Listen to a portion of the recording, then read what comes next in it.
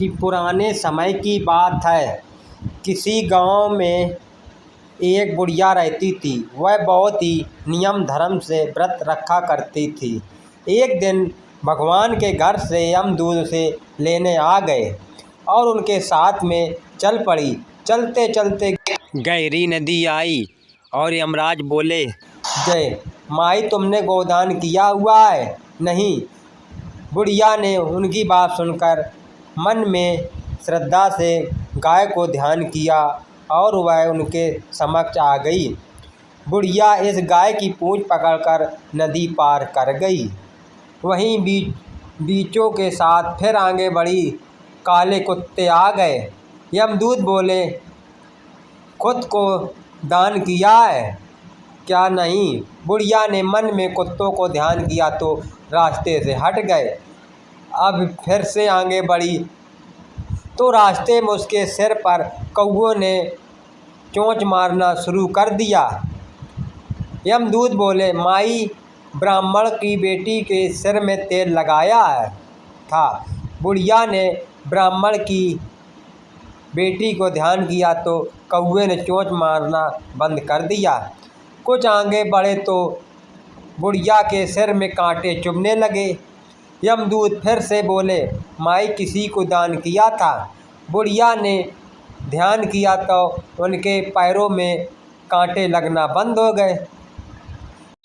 जब आगे बढ़े तब यमराज जी चित्रगुप्त से बोले, कर गए। चित्रगुप्त जी महाराज बोले, धर्मराज जी महाराज, बुढ़िया ने दान पुण्य बहुत किया, लेकिन आपकी ना तो कोई कहानी सुनी, ना ही कोई दान पुण्य किया है।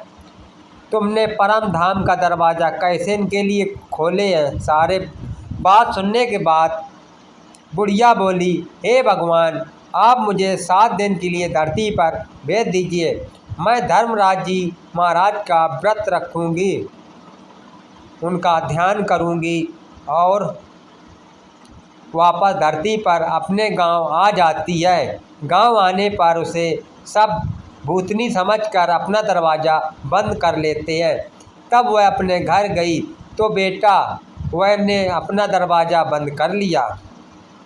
बुढ़िया ने कहा कि भली नहीं हूँ मैं तो धर्मराज जी की आज्ञा से वापस धरती पर 7 दिन के लिए आई हूँ।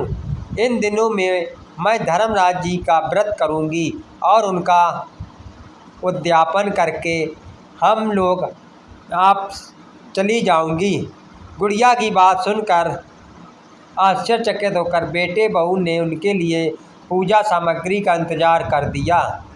लेकिन जब बुढ़िया कहानी कहती तो वह मुकड़ जाते बढ़ते। इससे बुढ़िया फिर अपने पड़ोसन की कहानी सुनाती थी और वह कर आरती 7 दिन की पूजा व्रत उद्यापन किया। धर्मराज जी ने दुनिया के लिए विमान भेजा। स्वर्ग का विमान देखकर उसके बेटा बहू के साथ सारे गांव वाले स्वर्ग जाने के लिए तैयार हो जाते हैं।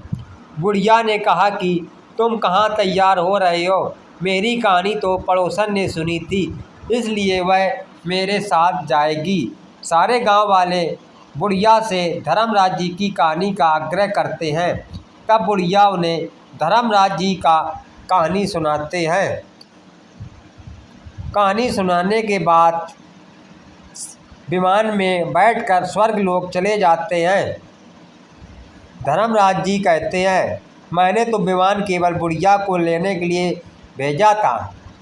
बुढ़िया माई कहती है, धर्मराज जी महाराज, मैंने जो पुण्य किए उनके अलावा गांव वालों को दे दीजिए। इस तरह धर्मराज जी ने ग्रामवासियों को स्वर्ग में जगह दे दी। धर्मराज जी महाराज जैसे आपने बुढ़िया की सभी ग्रामवासियों को स्वर्ग में जगह दी है, उसी तरह हमें भी देना। जो भी व्यक्ति यमराज की कहानी सुनेगा उसे स्वर्गलोक मिलेगा। इसी के साथ हमारी कहानी समाप्त होती है।